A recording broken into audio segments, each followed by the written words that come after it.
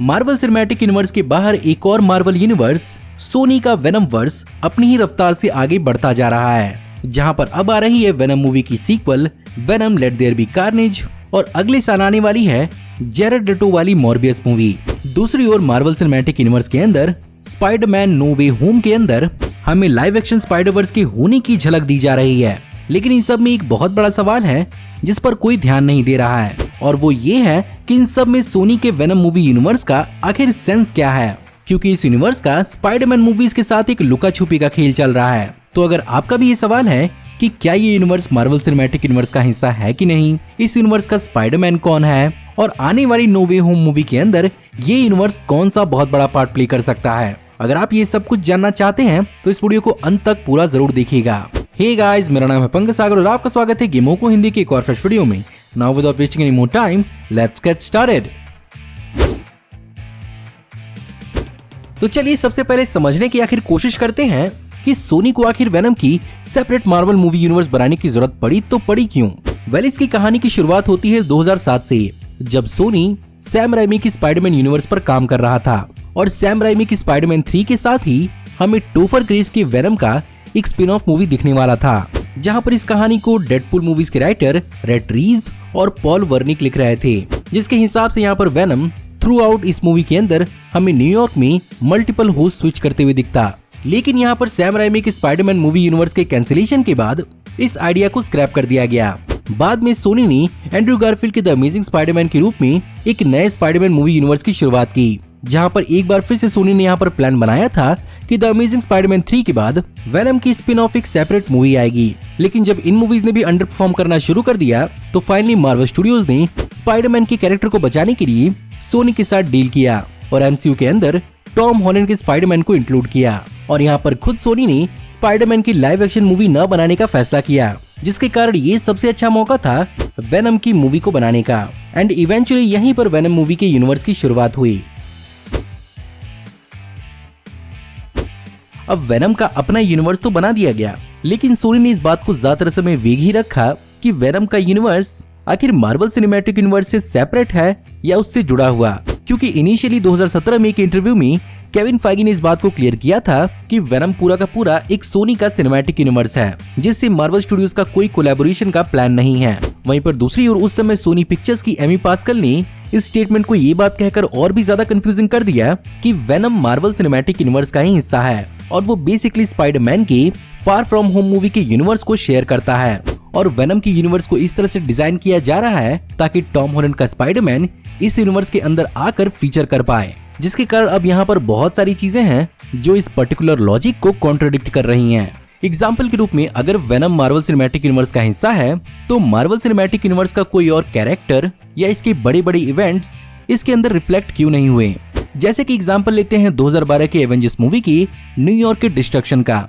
या दूसरी ओर 2016 के सिविल वॉर के इफेक्ट का, या सबसे बड़ा इन्फिनिटी वॉर में थैनोस के इन्वेजन का और यूनिवर्स के आधे पॉपुलेशन के गायब होने का, या उससे भी बड़ा 2019 में उन सब के वापस आने का। और एडी अगर वेनम से पहले इतना ही बड़ा रिपोर्टर था तो वो इन सब की रिपोर्टिंग करते हुए हमें मार्वल सिनेमैटिक यूनिवर्स के अंदर कभी दिखा क्यों नहीं। खैर चलिए, ये तो बहुत बड़ी चीजें हो गई। अगर बात करें छोटी चीजों की तो एडी की लोकेशन बेसिकली सैन फ्रांसिस्को है, और क्या आप बता सकते हैं कि इस लोकेशन को और कौन सा एवेंजर शेयर करता है? जी हाँ, एंटमैन। नाउ आई नो आप ये बात भी कहेंगे कि एंटमैन ज्यादातर समय तो सिविल वॉर के बाद हाउस अरेस्ट में था, तो वो उससे कैसे मिल सकता है। खैर चलिए, इस पॉइंट को भी मान लेते हैं, पर वेनम मूवी के अंदर हुए दो रॉकेट हादसों के इंसिडेंट्स का हिंट हमें मार्वल सिनेमैटिक यूनिवर्स के किसी और मूवी में क्यों नहीं देखने को मिला। न ही किसी छोटे कैरेक्टर जैसे कि जिमी वू का कोई कैमियो देखने को मिला। वैसे आसानी से इस बंदे का कैमियो किसी भी इन्वेस्टिगेशन में दिखाया जा सकता था। और सबसे बड़ा धोखा वेनम के हिसाब से उसके सबसे बड़े एंटागनिस्ट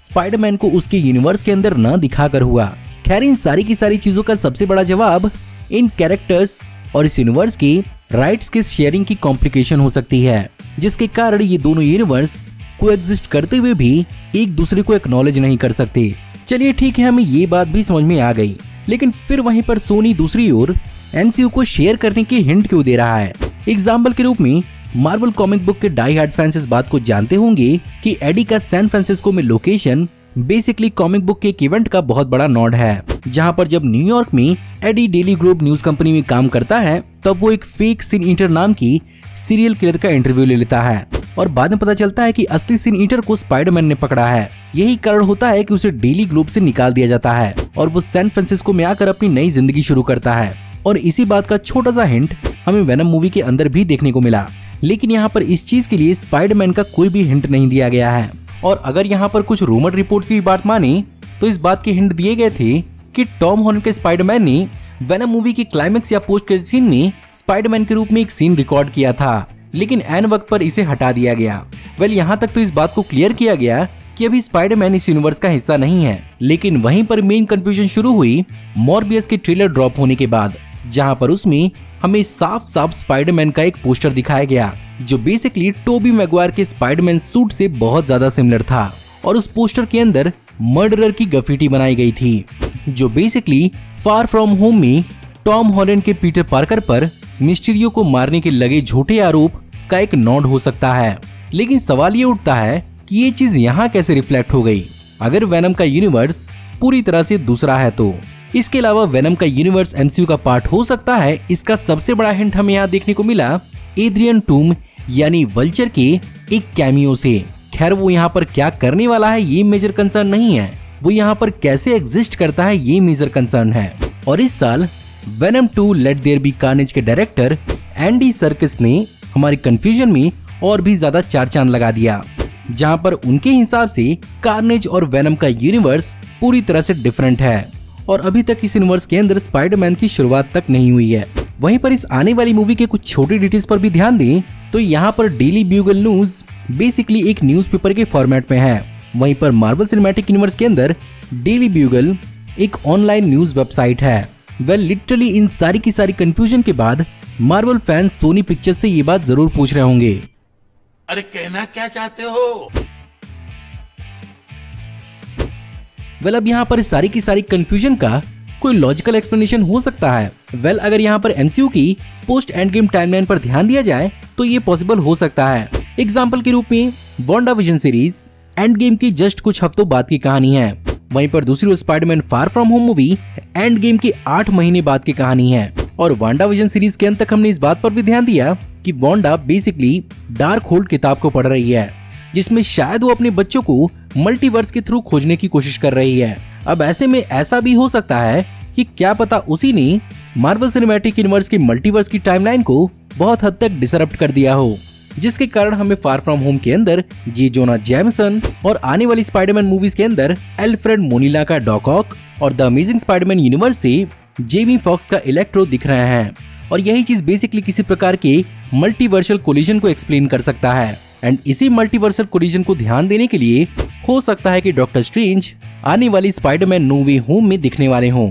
और हो सकता है इसी मूवी के इवेंट्स आगे जाकर doctor strange madness in the multiverse में लेकर जाएं, जहां पर फाइनली डॉक्टर स्ट्रेंज वांडा को इस चीज को ठीक करने के लिए कन्फ्रंट करें। और रिसेंटली आई एक नई रिपोर्ट के हिसाब से टॉम हॉलैंड ने इस बात को कंफर्म किया है कि नो वे होम मार्वल स्टूडियोज के अंदर उनकी आखिरी स्पाइडरमैन मूवी होगी, क्योंकि उनका कॉन्ट्रैक्ट मार्वल स्टूडियोज के साथ खत्म हो चुका है। तो मेरे हिसाब से यहाँ पर हो सकता है कि इसी मूवी के थ्रू टॉम हॉलैंड के स्पाइडरमैन को वेनम के मूवी यूनिवर्स के अंदर फिट किया जाए। और यहाँ पर पूरी पॉसिबिलिटी है कि सोनी पिक्चर्स और मार्वल स्टूडियोज एक साथ मिलकर बिहाइंड द सीन काम कर रहे हैं। इसीलिए उन्होंने मॉर्बियस मूवी के रिलीज डेट को आगे बढ़ा दिया, ताकि फार फ्रॉम होम के आने के बाद टॉम हॉलैंड के स्पाइडरमैन का सेंस इस यूनिवर्स के अंदर बन पाए। और अगर वेनम के इस यूनिवर्स को टॉम हॉलैंड के इस यूनिवर्स का अल्टरनेट बताया जाएगा तो सोनी के अंदर आई movie Spiderman into the Spiderverse, जो अपने आप में एक स्पाइडरवर्स है, वो भी इसी वास्ट मल्टीवर्स का हिस्सा हुई, जिसमें स्पाइडरमैन के अलावा भी इनके खुद के एवेंजर्स भी होंगे। ऑल इन ऑल मेरे कहने का मतलब ये है कि इसकी पूरी उम्मीद है कि स्पाइडरमैन नो वे होम बेसिकली एक स्पाइडरवर्स मूवी ही हो, जो शायद स्पाइडरमैन को एमसीयू से निकालने के लिए बनी हो। और अगर यहाँ पर स्पाइडरमैन एमसीयू से चला जाएगा तो हो सकता है कि मार्वल सिनेमैटिक यूनिवर्स के अंदर माइल्स मोरालेस का स्पाइडरमैन अपनी जगह ले, क्योंकि उसका भी हिंट हमें मार्वल सिनेमैटिक यूनिवर्स के अंदर उसके अंकल एरन डेविस के रूप में दिख चुका है। तो क्या मालूम मार्वल स्टूडियोज और सोनी पिक्चर्स एक बहुत ही अलग खिचड़ी पका रहे हों, जो अगर फैंस को ना पसंद आए तो बहुत ही फीका पड़ सकता है। सो गाइस, ये थी एक वीडियो वेनम और उसके यूनिवर्स के ऊपर। मैं उम्मीद करता हूँ कि आपको आज की वीडियो पसंद जरूर आई होगी। और अगर आपको मेरी आज की वीडियो पसंद आई हो या आप इस वीडियो में बताए हुए पॉइंट से एग्री करते हैं तो इस वीडियो को लाइक जरूर करिएगा। साथ ही साथ मुझे कमेंट में वेनम वर्स की अपनी थ्योरी भी जरूर बताइएगा। मैं आने वाली Venom 2 movie Venom let there be Carnage के लिए बहुत ज्यादा एक्साइटेड हूँ और हो सकता है कि शायद हमें यहाँ पर कोई हिंट मिल ही जाए। बाय द वे, अगर आप हमारे चैनल पर नए हैं और आप हमारी आने वाली ऐसी ऑसम वीडियोस को देखते रहना चाहते हैं तो हमारे चैनल को सब्सक्राइब करिए, बेल वाले आइकन को दबाइए और हमारी वीडियोस को बिना मिस किए एंजॉय करते रहिए। और अगर आप चाहें तो इस वीडियो की लिंक को अपने दोस्तों ग्रुप्स के बीच में जितना हो सके उतना शेयर करें। Thank you for watching, see you in the next video. Till then take care, good bye.